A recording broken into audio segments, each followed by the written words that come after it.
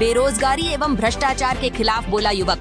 रूप से मिलनी चाहिए, क्योंकि एक बार को आप सोचिए, आखिर उस बच्चे की गलती क्या होती है जो एक गरीब घर में पैदा होता है और उसको बेहतर शिक्षा से वंचित होना पड़ता है। शिक्षा के सामने एक पैसे की दीवार खड़ी है, जो जितनी ऊंची दीवार लांघ सकता है, जो जितना अधिक पैसा शिक्षा पे खर्च कर सकता है, वो उतनी बेहतर शिक्षा पा सकता है। लेकिन अगर एक देश एक है, लोकतांत्रिक देश है, तो शिक्षा भी सबको एक समान रूप से तो मिलनी ही चाहिए।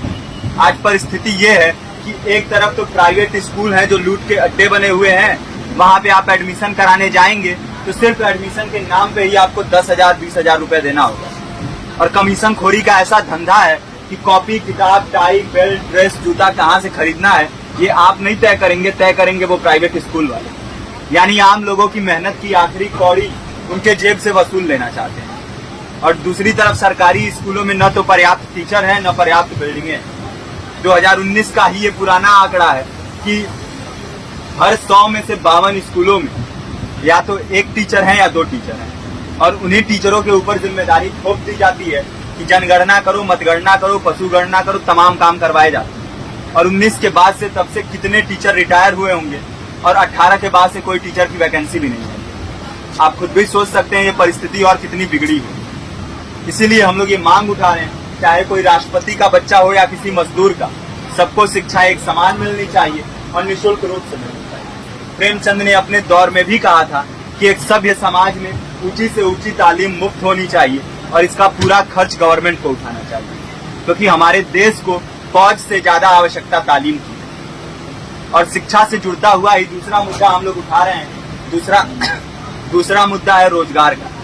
रोजगार की परिस्थिति ये है कि आज सरकारी सेक्टर हो या प्राइवेट, सब कुछ ठेका संविदा के हवाले किया जा रहा है। परमानेंट नौकरियां लगातार घटाई जा रही है। इसी रेलवे में 1995 के आसपास लगभग 18.5 लाख कर्मचारी काम करते थे, लेकिन आज उनकी संख्या 12 लाख है।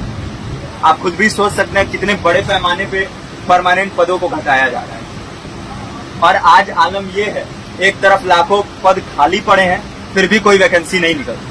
जो वैकेंसियां निकलती हैं उनमें भ्रष्टाचार होता है, पेपर लीक हो जाते हैं। RO, UP police, BPSC, SSC, CGL, ऐसे तमाम पेपर लीक हो चुके हैं, आप लोग भी जानते ही हैं। अभी नीट की धांधली में ये पता चला कि एक एक पेपर 30 लाख से 50-50 लाख रुपए में बेचा गया। हम और आप तो ये पैसा नहीं दे सकते। पूरी की पूरी कारस्तानी सरकार, प्रशासन, शिक्षा माफियाओं की होती है। और भुगतता कौन है?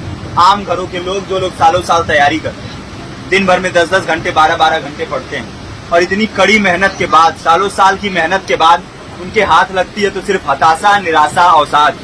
बहुत से छात्र नौजवान जो इस बेबसी में, इस डिप्रेशन में नहीं जी पाते, आत्महत्या तक के कदम उठा लेते हैं। लेकिन ये देश की विडंबना है कि टीवी चैनल, अखबार, मीडिया, नेता, मंत्रियों के लिए कहीं ये कोई मुद्दा नहीं है। उनके लिए मुद्दे हैं तो जाति, धर्म, रंग, नस्ल, अगड़ा पिछड़ा। आज जब पूरी परिस्थिति इतनी भयावह है तो ये जरूरी है कि लोगों के बीच में जाया जाए, लोगों को संगठित किया जाए और एकजुट किया जाए। क्योंकि आज अगर अपने मुद्दों पर बोलेंगे नहीं तो कल को ये परिस्थिति और बिगड़ेगी। हो सकता है ले देके अपनी जिंदगी तो हम लोग काट ले जाएंगे, लेकिन आने वाली पीढ़ियों को क्या भविष्य देके जाएंगे, ये भी सोचने वाली बात है। हमारे साथी ने आपको पर्चा दिया है, पर्चा आप तक पहुंच गया है।